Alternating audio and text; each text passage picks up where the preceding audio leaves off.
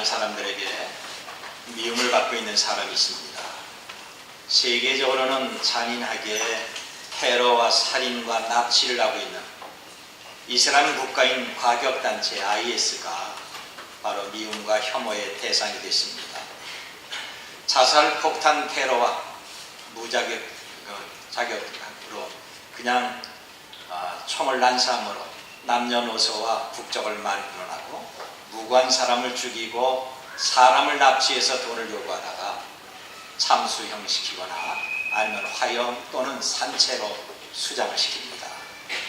여성들을 성의 놀이개로 삼으면서 결국은 몸에 폭탄 조끼를 입게 하고 사람들이 많은 곳에서 터뜨려 죽게 하는 자살폭탄으로 삼고 있습니다. 우리 한국에서는 일부 친북 사상에 물든 전교조와 과격한 노조원의 시위와 극단적인 편향된 시민단체를 별로 좋아하는 사람이 없습니다.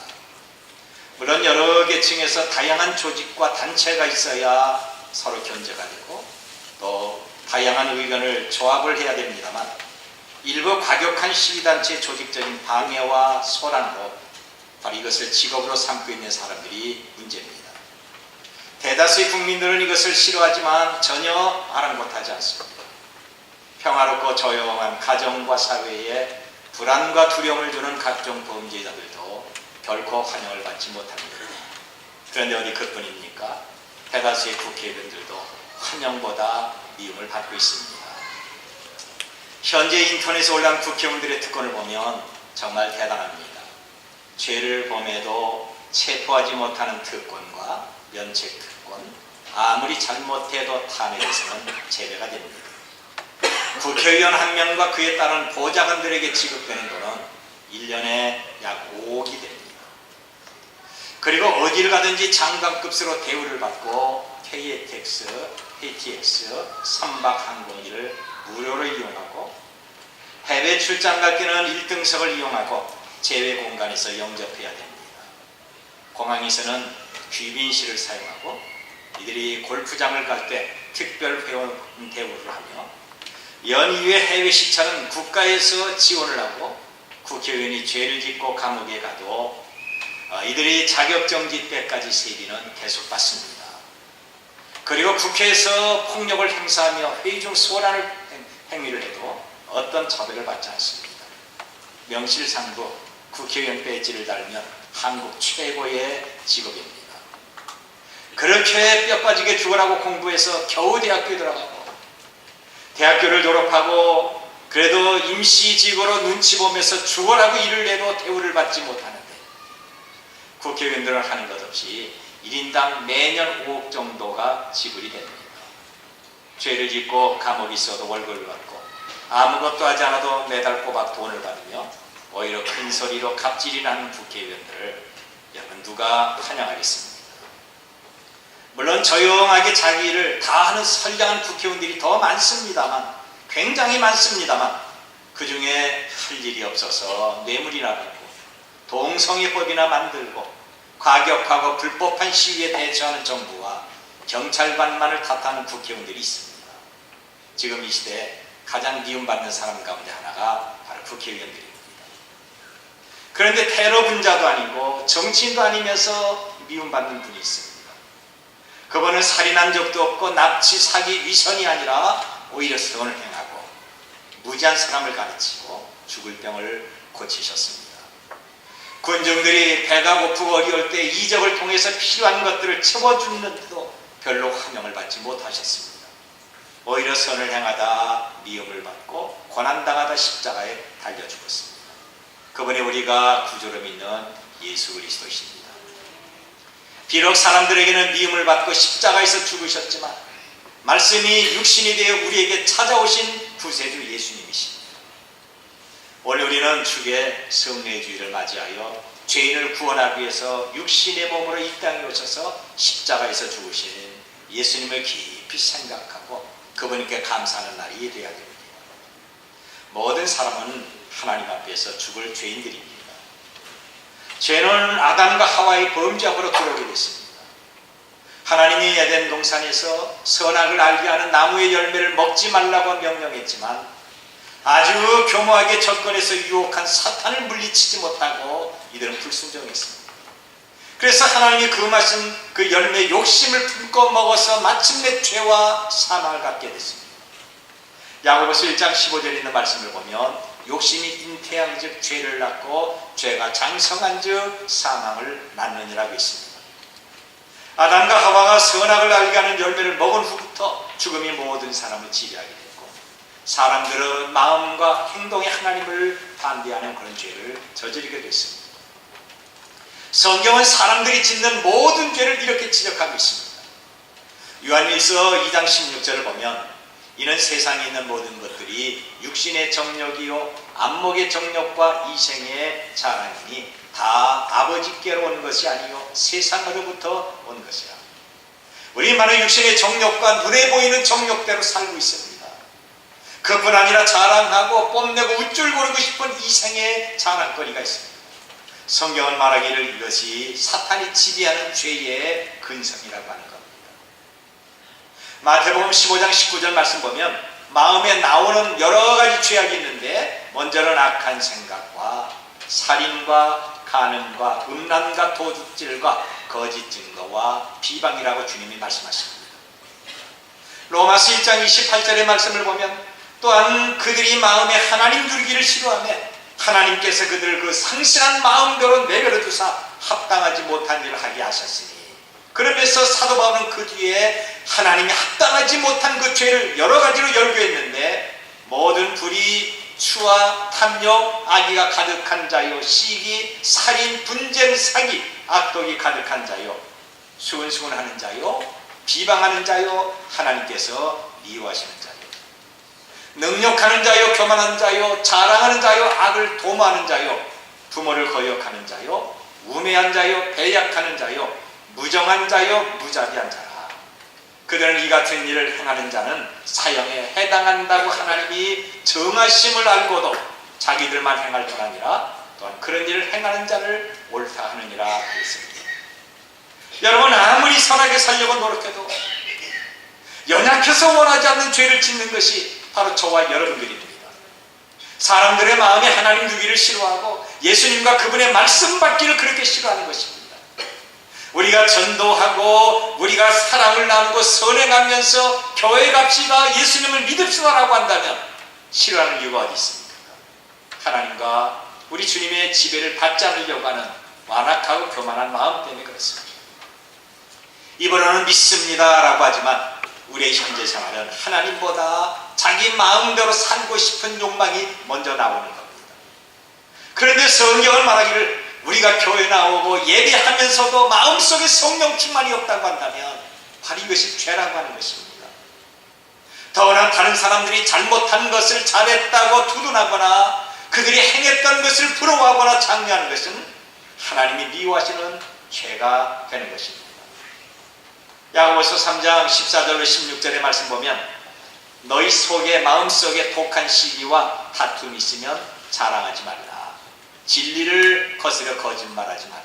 이런 지혜는 위로부터 내려온 것이 아니요 땅 위의 것이고 정욕적이고 귀신의 것이니 시기와 다툼이 있는 곳에는 혼란과 모든 악한 일이 있음이라고 했습니다. 로마서 6장 23절에 죄의 싹은 사망이라고 했습니다. 사람이 죄를 지을 때 자기 죄값을 치르는 것은 너무 당연합니다. 죄의 싹은 사망이고 인간의 수고는 고생이고 마침내 영원한 멸망입니다. 그래서 사도 바울은 오라 나는 곤고한 사람이로다. 이 사망의 몸에서 누가 나를 건져내랴. 그러면서 깊이 탄식을 했습니다. 그런데 하나님은 죄인들에게 속죄기를 예비해 놓으셨습니다. 하나님이 죄 있는 인간을 구원하기 위해서 바로 속죄 제사를 만드셨던 것입니다. 하나님은 죄인이 진심으로 회개하며 하나님 앞에 속죄 제물을 드릴 때 그 제물로 말미암아 그들의 죄를 사하여 주었습니다. 아담과 하와가 선악을 알게 하는 열매를 먹은 후에 하나님은 그들을 에덴 동산에서 추방하셨습니다. 그런데 벗은 몸으로 추방한 것이 아니라 진노 가운데도 하나님의 은혜를 베푸셨습니다. 이들을 위해서 죄 없는 양을 잡아 피 흘려 죽게 하시고 가죽으로 벌거벗은 아담과 하와에게 옷을 입혀주었던 것입니다. 아담과 하와를 위해서 죄 없이 죽었던 한 마리의 양은 장차 우리를 위하여 십자가에 죽으실 예수 그리스도를 예비한 것이고, 이들이 입었던 가죽옷은 예수 그리스도의 의를 상징하는 것입니다. 로마서 13장 14절에 있는 말씀을 보면 오직 주 예수 그리스도로 옷 입고 정욕을 위하여 육신의 일을 도모하지 말라고 했습니다. 우리가 예수 그리스도를 나의 구주로 믿을 때 그분의 의로움을 우리가 옷 입고 있는 겁니다. 오늘 3절과 4절 말씀을 보면 그러나 이 제사들은 해마다 죄를 기억하게 하는 것이 있나니 이는 황소와 염소의 피가 능히 죄를 없이 하지 못함이라. 그리고 11절에서 제사장마다 매일 서서 섬기며 자주 같은 제사를 드리되 이 제사는 언제나 죄를 없게 하지 못하거니와 라고 했습니다. 그렇습니다. 구약의 제사는 완벽하지 못합니다. 구약의 제사는 죄를 생각하는 것이고, 그래서 대제사장이 속죄를 위해서 해마다 하나님 앞에 드려야 됩니다. 그래서 구약에 나오는 모든 제사는 불완전하고 영원할 수가 없습니다. 그래서 매년 드리는 제사는 자연히 습관화됐고 믿음이나 감사나 감격스러움이 점점 사라져버리고 말았습니다. 그래서 하나님은 완전하고 영원한 제사를 준비하셨습니다. 5절 말씀을 보면 그러므로 주께서 세상에 임하실 때 이르시되 하나님이 제사와 예물을 원하지 아니하시고 오직 나를 위하여 한 몸을 예비하셨도다 라고 있습니다. 하나님이 예비하신 완전하고 영원한 제물은 예수 그리스도이십니다. 이사야 선지자는 바로 장차 오실 예수 그리스도에 대해서 예언하기를 그러므로 주께서 친히 징조를 너에게 주실 것이라. 보라, 처녀가 잉태하여 아들을 낳을 것이요 그의 이름을 임마누엘이라 하리라 했습니다.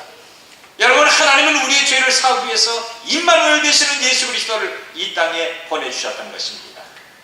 그런데 예수 그리스도는 우리를 위하여 십자가에 달려 죽으셨습니다. 세례요한은 예수님을 가리켜 보라, 세상 죄를 지고 가는 하나님의 어린 양이라고 했습니다. 예수님은 우리의 모든 죄를 다 담당하신 하나님의 어린 양이십니다. 예수님은 우리의 죄를 사하기 위해서 십자가에 달리셨습니다. 십자가의 고통이 너무 잔인스럽고 아파서 심한 통곡과 눈물로 내 아버지여 만일 할만하시거든 이 잔을 내게서 지나가게 하옵소서. 그러나 내 원대로 마시고 아버지의 원대로 되게 하옵소서. 그렇게 간구했습니다. 결국 우리의 죄에서 구원하는 유일한 방법은 당신 자신이 속죄의 제물이 돼서 십자가에 달려드는 것입니다. 그래서 예수님은 하나님의 거룩한 뜻에 자기 자신을 의탁하고 순종했습니다. 7절에 이에 내가 말하기를 하나님이여 보시옵소서 두루마리 책에 나를 가르쳐 기록한 것 같이 하나님의 뜻을 행하러 왔나이다. 10절 보면 이 뜻을 따라 예수 그리스도의 몸을 단번에 들이심으로 말미암아 우리가 거룩함을 얻었노라. 여러분, 예수님의 죽음은 우리의 죄가 죽은 것이고 예수님이 다시 살아난 것은 우리의 의로움으로 다시 살아난 것입니다. 만일 예수님께서 우리를 위하여 속죄 제물이 되기를 거절하셨다고 한다면 우리는 여전히 죄 가운데서 하나님과 원수가 됐을 것이고, 예수님이 다시 살아나심이 없었다고 한다면 우리의 생명도 헛된 것입니다. 그러면 우리는 죄인된 나를 위해서 십자가에 달려 죽으신 예수님을 감사하면서 그분을 잊지 말고 예배해야 됩니다. 성찬 예식은 예수님을 기억하면서 감사하는 예식입니다. 자, 그러면 성찬에 임하는 우리의 자세는 과연 어떻습니까? 모든 죄가 사해졌음을 믿고 그저 감사해야 됩니다. 17절 보면 또 그들의 죄와 그들의 불법을 내가 다시 기억하지 아니하리라 하셨습니다. 예수님이 우리의 죄를 담당하시고 십자가에 죽으심으로 우리는 죄에서 용서를 받았습니다. 그동안에 우리를 억눌렀던 사망의 권세를 예수 그리스도를 믿는 믿음으로 말미암아 우리를 떠나가게 됐습니다. 히브리서 4장 16절을 보면 그러므로 우리는 긍휼하심을 받고 때를 따라 돕는 은혜를 얻기 위해서 은혜의 보좌 앞에 담대히 나아갈 것이라고 했습니다. 이제 더 이상 죄짓지 말고 날마다 은혜 받기 위해서 우리 힘쓰고 애써야 됩니다. 예수님은 당신을 믿고 사모하고 간구하는 모든 사람들에게 성령의 축복을 약속하셨습니다. 그래서 우리는 날마다 성령으로 충만하셔야 됩니다. 내가 성령 충만하여 하나님께 영광이 되어야 될 것이고, 내가 성령 충만하여 예수 그리스도가 내 마음속에 포만할 것이고, 내가 성령 충만하여 악을 이기고 선을 걸 수가 있고, 내가 성령으로 충만해야 봉사하면서 은혜의 보좌 앞에 담대히 나갈 수가 있습니다. 이런 이야기가 있습니다. 어느 날 늑대가 저녁을 너무 급히 먹다가 뼈를 삼켜버리고 말았습니다.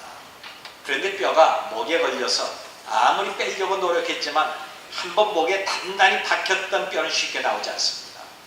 그때 학이 늑대 옆을 지나가고 있었습니다. 늑대는 학을 보면서 아주 부드러운 음성으로 여보에게 친구, 내 목에 뼈가 걸려있는데 자네 긴 목을 내 목 속에 넣어서 뼈 좀 뽑아줄 수 없겠나? 그러면 내가 사례를 톡톡히 할게. 이 말을 들었던 학은 늑대를 보면서 늑대 양반 어디 한번 봅시다. 그러면서 자기 자신의 긴 목을 늑대 입에 넣어서 목 깊이 박혔던 그 뼈를 뽑아줬습니다. 그러자 늑대는 아, 참 시원하다. 이제 살겠다. 그러면서 길을 가는 겁니다. 이런 늑대를 보고 학은 급히 말하면서 그 앞을 가로막으면서 아, 여보 늑대씨 사례비 줘야 되지 않습니까? 내가 목에 걸린 뼈를 뽑아줬으니까 사례비 주세요. 그러자 늑대는 날카로운 이를 드러내면서 뭐가 어째 사례비 달라고? 네 머리가 내 입속에 들어왔을 때 내가 내 놈의 머리를 씹자는 것을 고맙게 생각해야지. 사례 무슨 사례야? 내가 너 살려준 것만 해도 너는 나에게 감사해야 해. 여러분, 오늘 우리는 이런 늑대 같은 모습으로 살고 있지 않았습니까? 우리는 지금까지 얼마나 많은 은혜 가운데 살았습니까?